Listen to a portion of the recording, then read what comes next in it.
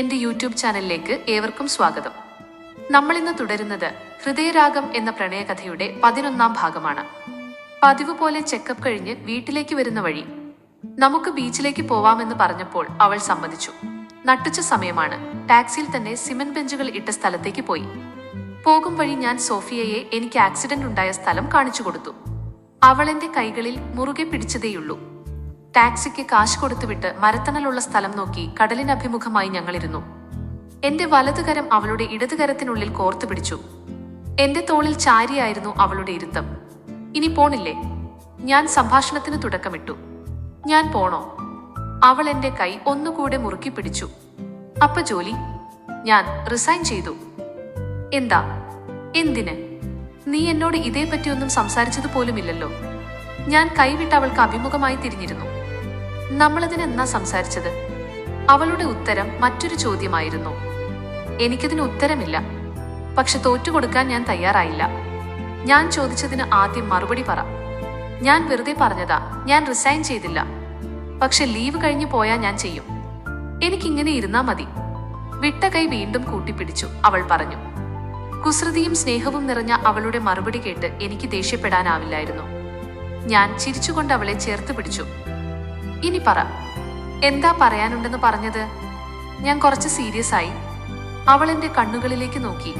വീണ്ടും അകലേക്ക് കണ്ണുകൾ മാറ്റി. എവിടെന്നാ ഞാൻ തുടങ്ങണ്ടേ? ഇച്ചായനെ ആദ്യം കണ്ടത് മുതലോ, അതോ എന്നെ ഇഷ്ടാണെന്നറിഞ്ഞപ്പോ മുതലോ? തീരത്ത് തട്ടി മടങ്ങുന്ന തിരമാലകൾ നോക്കി അവൾ ചോദിച്ചു. നീ എന്നോട് എന്താ പറയാതെ വിട്ടത്? അത് മാത്രം മതി.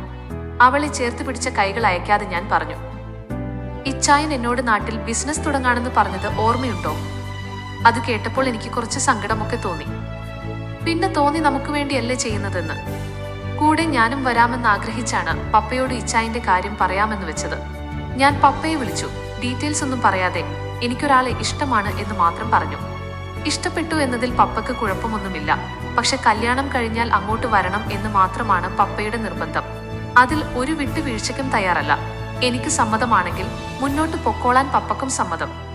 എനിക്കിഷ്ടപ്പെട്ട ആളുടെ കൂടെ അയാൾക്ക് ഇഷ്ടമുള്ള ജീവിതമാണ് ഞാൻ ആഗ്രഹിക്കുന്നത്. അവിടെ ഞാൻ പപ്പയുടെ ഇഷ്ടത്തിന് എങ്ങനെ മുൻഗണന കൊടുക്കും എന്ന് ചോദിച്ചു. വഴക്കായി.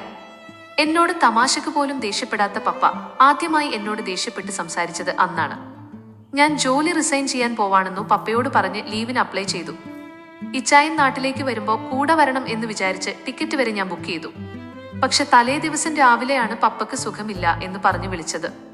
കൂടുതലൊന്നും സംസാരിക്കാൻ പോലും ആവാതെ ടിക്കറ്റ് ക്യാൻസൽ ചെയ്ത് ഞാൻ അങ്ങോട്ട് പോയി. അവിടെ ചെന്നപ്പോൾ ശരിക്കും ട്രാപ്പിലായതുപോലെ ആയിരുന്നു ഞാൻ. പപ്പയും മമ്മിയും റിലേറ്റീവ്സ് എല്ലാരും കൂടെ എന്നെ ബ്രെയിൻ വാഷ് ചെയ്യാൻ വേണ്ടി വിളിച്ചു വരുത്തിയതുപോലെ ചുറ്റും നിന്ന് ഉപദേശിച്ചുകൊണ്ടിരുന്നു. അവരുടെ നിർബന്ധത്തിന് വഴങ്ങി അവരുടെ മുന്നിൽ വെച്ചാ അന്ന് ഞാൻ ഫോൺ വിളിച്ചപ്പോൾ എടുത്തത്. നേരിട്ട് പറയാനാവാത്തത് കൊണ്ടാ ഞാൻ മെസ്സേജ് അയച്ചത്. അവൾക്ക് കരച്ചിൽ നിയന്ത്രിക്കാനാവുന്നില്ലായിരുന്നു. പൊട്ടിക്കരഞ്ഞു. ഇരുകരങ്ങളിലും മുഖം പൂഴ്ത്തി അവളിരുന്നു. കഴിഞ്ഞില്ലേ? അത് പോട്ടെ. ആ കാണുന്ന ബെഞ്ച് കണ്ടോ? അന്ന് ഞാനതിന് ചുവട്ടിൽ ഇരുന്നാ കരഞ്ഞത് ഇതേപോലെ. ഞാൻ അവൾക്ക് ചൂണ്ടിക്കാണിച്ചു കൊടുത്തു. കണ്ണു തുടച്ച് അവളൊന്ന് ചിരിച്ചു. നീ മുഴുവനാക്കിയില്ല. എന്നിട്ട്? ഞാനവളെ പിടിച്ചു നേരെ ഇരുത്തി പറഞ്ഞു. അന്ന് ഞാനിങ്ങനെ മെസ്സേജ് അയച്ചു. നേരെ മുറിയിലേക്ക് പോയി. ഫോൺ എടുത്ത് ഇച്ചായനെ വിളിച്ചു. ഫോൺ എടുക്കുന്നില്ല. ദേഷ്യമായിരിക്കും എന്ന് വിചാരിച്ചു. അന്ന് രാത്രി വീണ്ടും വിളിച്ചു. പിറ്റേ ദിവസവും വിളിച്ചു. പക്ഷെ സ്വിച്ച് ഓഫ്. പിറ്റേന്ന് മുഴുവൻ ഞാൻ വിളിച്ചെങ്കിലും സ്വിച്ച് ഓഫ് ആയിരുന്നു. എനിക്കിപ്പോ കുറേശ്ശെ പേടിയായി. ഇച്ചായൻ എന്തെങ്കിലും പറ്റിയോ എന്നൊരു പേടി. ഞാൻ ഓഫീസിലേക്കെല്ലാം വിളിച്ചു നോക്കി. അവരാരും കോണ്ടാക്ട് ഇല്ല എന്ന് മാത്രം പറഞ്ഞു. അപ്പോഴാണ് നാട്ടിലെത്തിയ ഉടനെ എന്നെ വിളിച്ച കാര്യം ഞാൻ ഓർത്തത്. അമ്മയുടെ നമ്പറിൽ നിന്നാണ് എന്നെ വിളിച്ചതെന്ന് പറഞ്ഞത് ഓർക്കുന്നുണ്ടോ? ആ നമ്പറിലേക്ക് ഞാൻ തിരിച്ചു വിളിച്ചു. കുറെ പ്രാവശ്യം വിളിക്കേണ്ടി വന്നു. പക്ഷെ അമ്മ എടുത്തു. ആക്സിഡന്റിന്റെ കാര്യം പറഞ്ഞു. ഞാൻ പൊട്ടിക്കരഞ്ഞു പോയി. അമ്മയാണ് എന്നെ ആശ്വസിപ്പിച്ചത്. ദുബായിലേക്ക് തിരിച്ചു പോവാണെന്ന് പറഞ്ഞു. ഞാൻ വീട്ടിൽ നിന്ന് ഇറങ്ങി. അവിടുന്ന് ഞാൻ ഇങ്ങോട്ട് ഫ്ലൈറ്റ് ടിക്കറ്റ് ബുക്ക് ചെയ്തു. ഞാൻ ഒറ്റയ്ക്ക് ഇവിടെ വന്നു കയറിയത്. അമ്മയ്ക്ക് എന്നെ കണ്ടപ്പോഴേ മനസ്സിലായി. അതെനിക്ക് വലിയ അത്ഭുതമായിരുന്നു. ആക്സിഡന്റ് ആയി 3-ാം ദിവസം മുതൽ ഞാനിവിടെ ഉണ്ട്. ലീവ് എക്സ്റ്റെൻഡ് ചെയ്തത് നെക്സ്റ്റ് വീക്ക് കഴിയും. അവൾ പറഞ്ഞു നിർത്തി. നീ ഒരു സിനിമ സ്റ്റോറി പറഞ്ഞതുപോലുണ്ട്. എന്തോരം ട്വിസ്റ്റ് ആൻഡ് ടേൺ ആണ്. പക്ഷെ ക്ലൈമാക്സ് അതെനിക്കിഷ്ടായി. ഞാൻ ചിരിച്ചുകൊണ്ടാണ് പറഞ്ഞത്. അമ്മയ്ക്ക് നിന്നെ മനസ്സിലായതിൽ അത്ഭുതം വേണ്ട. പലപ്പോഴും എന്റെ ഫോൺ വാൾപേപ്പർ അമ്മ കണ്ടു കാണും. നിന്റെ മുഖം, നിന്റെ ഫുൾ ഫിഗർ ഞാൻ വാൾപേപ്പർ ഇടാറുണ്ട്. ഞാൻ തുടർന്നു. അവൾ എന്നെ കുറച്ച് അവജ്ഞതയോടെയാണ് നോക്കിയത്. വാൾപേപ്പറോ എന്ന അർത്ഥത്തിലാവാം അത്. എന്റെ ഫോണിലൊന്നും ഞാൻ ആരുടെയും ഫോട്ടോ വാൾപേപ്പർ ഇടാറില്ല. അവളുടെ ഫോൺ കാണിച്ചുകൊണ്ടാണത് പറഞ്ഞത്. ഞാൻ എന്റെ ഫോൺ എടുത്ത് അവളെ കാണിച്ചു. പിറന്നാളിന്റെ അന്ന് എടുത്തൊരു ഫോട്ടോയായിരുന്നു അത്. കണ്ടപ്പോ അവളുടെ കണ്ണ് പെട്ടെന്ന് നിറഞ്ഞുപോയി. പരിസരം മറന്ന് പെട്ടെന്ന് അവൾ എന്നെ കെട്ടിപ്പിടിച്ചു. ഡേവിഡ്, നടു റോഡാണ്. ഞാൻ പുറത്തു തട്ടിക്കൊണ്ട് അവളെ വിടുവിപ്പിച്ചു. എന്റെ ജീവിതത്തിലെ ഏറ്റവും സന്തോഷമുള്ള ദിവസം എന്നെ ഓർമ്മിപ്പിച്ചതിന്. അവൾ ചിരിച്ചുകൊണ്ടാണത് പറഞ്ഞത്. അപ്പോ ഇന്ന് നിനക്കത്ര സന്തോഷമില്ലേ? വീണ്ടും തോളിലേക്ക് ചാരിയിരുന്ന അവളുടെ മുടിയിഴകൾ തലോടിക്കൊണ്ട് ഞാൻ ചോദിച്ചു. Second favourite. എന്റെ കയ്യിൽ ഒരുമ തന്നുകൊണ്ടാണ് അവൾ പറഞ്ഞത്. സെക്കൻഡ് ഫേവറിറ്റ് ആയിട്ട് കയ്യിലാണോ ഉമ്മ? ഞാൻ കൈ പിൻവലിച്ചു. അവളെ എന്റെ നേരെ തിരിച്ചിരുത്തി. അയ്യടാ, മോനാദ്യം മര്യാദയ്ക്ക് എഴുന്നേറ്റ് നടക്ക്, എന്നിട്ടുമ തരാം. അവൾ എന്നെ പിടിച്ചെഴുന്നേൽപ്പിച്ചു. മതി, പക്ഷെ വാക്ക് മാറരുത്. അവളുടെ തോളിലൂടെ ചേർത്ത് പിടിച്ചു നടക്കുന്നതിനിടയിൽ ഞാൻ പറഞ്ഞു. അവൾ എന്നെ നോക്കി ഒന്ന് ചിരിച്ചതേയുള്ളൂ. കുസൃതി നിറഞ്ഞ പ്രേമാർദ്രമായ അവളുടെ ചിരി. തിരിച്ചു വീട്ടിലേക്കുള്ള യാത്ര ഓൺലൈൻ ടാക്സിയിലാക്കി. ബുക്ക് ചെയ്ത് മിനിറ്റുകൾക്കുള്ളിൽ വണ്ടിയെത്തി. വീട്ടിലെത്തിയപ്പോൾ ഞങ്ങളെ കാണാതെ അമ്മ പൂമുഖത്ത് തന്നെ ഇരിപ്പുണ്ട്. അപ്പോഴാണ് ഓർത്തത് വിളിച്ചു പറയാൻ മറന്നെന്ന്. എവിടെയെങ്കിലും കറങ്ങാൻ പോവാനുള്ള ആരോഗ്യം എനിക്കില്ല എന്ന തോന്നൽ അമ്മയ്ക്കുള്ളത് കൊണ്ടാണ് ഈ വേവലാതി. വീട്ടിലെത്തി അമ്മയോട് കുശലം പറഞ്ഞ് അകത്തേക്ക് കയറി. സോഫിയ എന്റെ കൂടെ മുറിയിലേക്ക് വന്നു. അമ്മ കാണുന്നില്ലെന്ന് ഉറപ്പുവരുത്തി മാത്രമേ ഞങ്ങളുടെ പ്രേമസല്ലാപമൊക്കെ ഉള്ളൂ.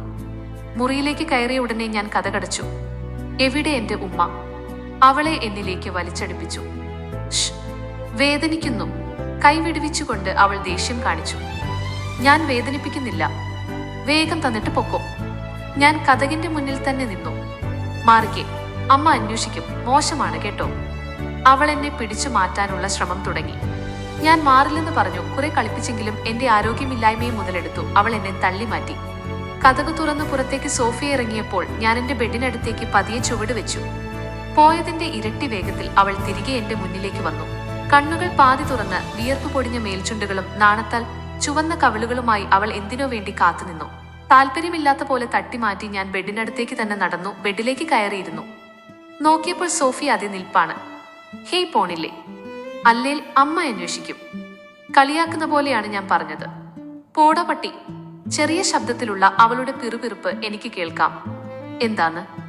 ഡി, ഇവിടെ വാടി. ഞാൻ ബെഡിൽ നിന്ന് എഴുന്നേൽക്കുമ്പോഴേക്കും അമ്മ വിളിച്ചോ എന്നും ചോദിച്ചു. അവൾ ഇറങ്ങി. ഓ ടീ, സാരമില്ല, നിന്നെ എന്റെ കയ്യിൽ കിട്ടും. ഈ കഥയുടെ ബാക്കി ഭാഗങ്ങൾ കേൾക്കാൻ ദയവായി ഈ ചാനൽ സബ്സ്ക്രൈബ് ചെയ്യുക. വീഡിയോ ഇഷ്ടപ്പെട്ടെങ്കിൽ ലൈക്ക് ചെയ്യാനും കൂട്ടുകാർക്ക് ഷെയർ ചെയ്യാനും മറക്കരുത്. എല്ലാവർക്കും നന്ദി.